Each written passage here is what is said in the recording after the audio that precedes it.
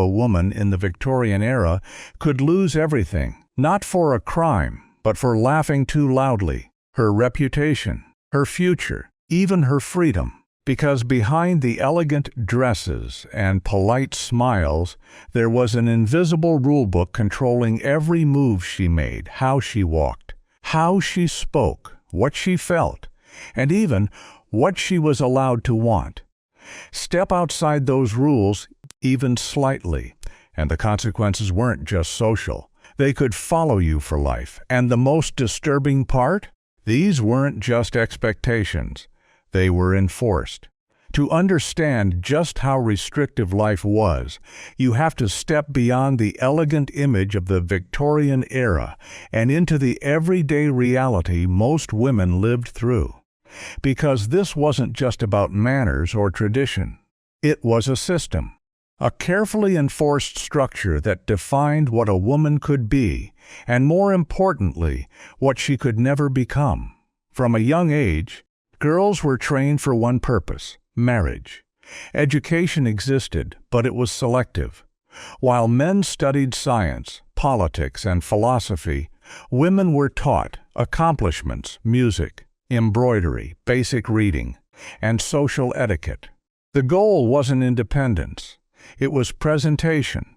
A woman wasn't expected to think critically. She was expected to be pleasing, and everything about her behavior reflected that expectation.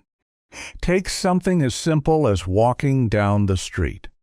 A respectable woman could not wander alone without risking her reputation. Being seen unaccompanied, especially in busy or unfamiliar areas, could lead to assumptions about her character.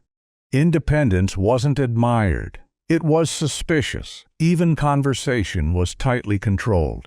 Women were discouraged from expressing strong opinions, especially in public or mixed company. Speaking too boldly, interrupting, or discussing unfeminine topics like politics or finances could quickly label a woman as improper. Silence wasn't just encouraged, it was expected. But perhaps one of the most suffocating aspects was the obsession with modesty. Clothing wasn't just fashion. It was discipline. Dresses were designed to cover nearly every part of the body, often layered, heavy, and physically restrictive. Corsets in particular weren't optional. They forced the body into an unnatural shape, tightening the waist to achieve the ideal silhouette. Breathing became shallow. Movement became limited. Fainting wasn't uncommon, and strangely, it was even romanticized. Think about that, a physical struggle turned into a symbol of femininity. But the control didn't stop at appearances. It extended into a woman's emotions, desires, and even her thoughts.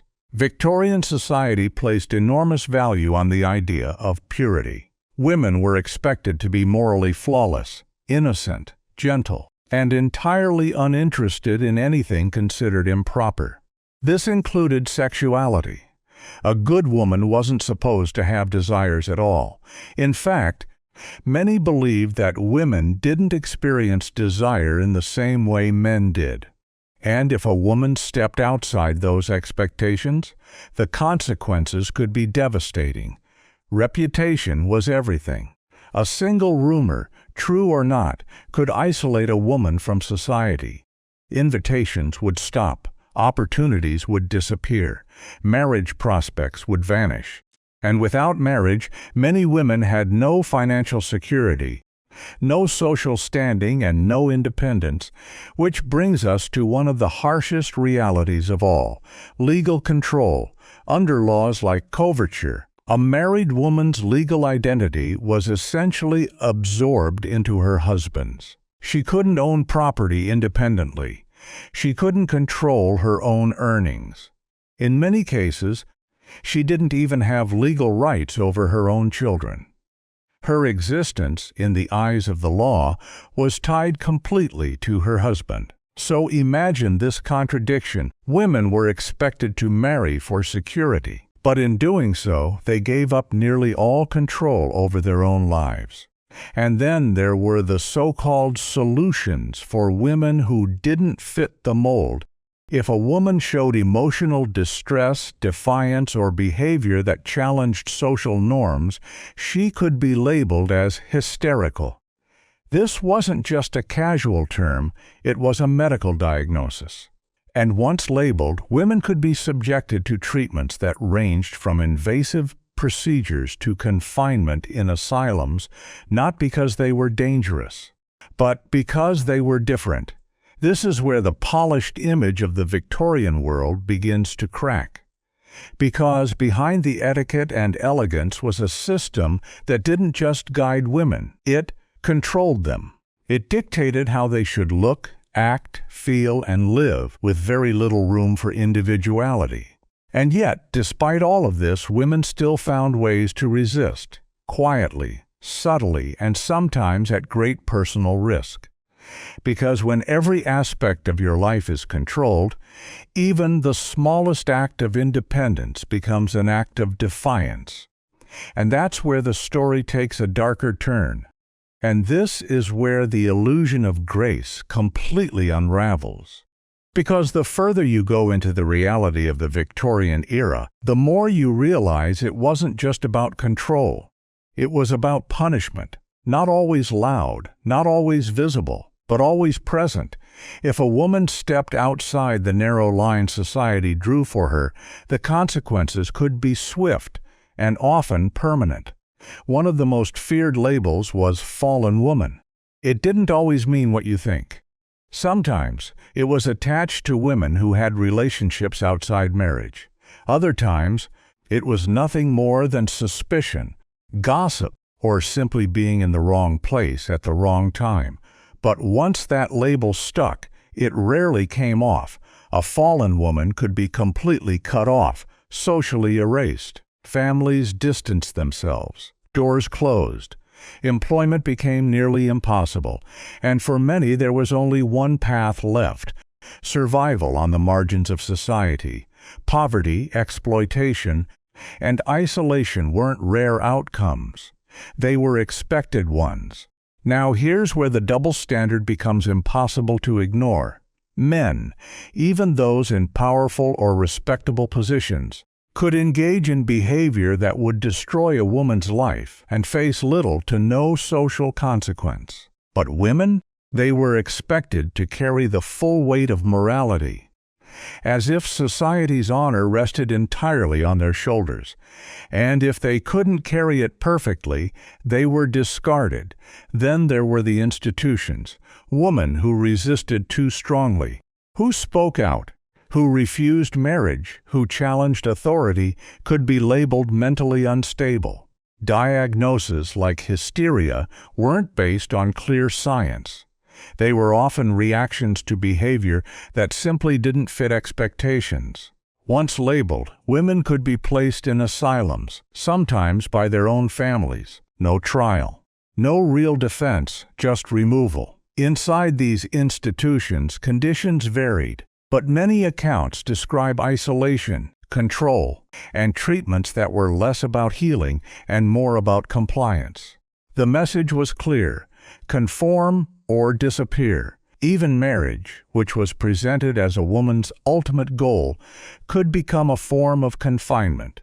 Under the legal structure of coverture, a husband had extensive authority over his wife's life. Financial control, decision-making power, even aspects of her personal freedom, all of it could fall under his domain. And if that marriage turned abusive, options were limited. Divorce was rare, expensive, and socially damaging. Leaving wasn't just difficult. It could mean losing everything. So what did women do? Some endured. Some adapted, learning how to navigate the system quietly, bending rules without breaking them. They found subtle ways to express themselves, to influence, to survive within the limits placed on them.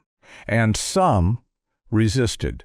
Not loudly, not always publicly, but in ways that mattered, through writing, through education, through early movements for reform.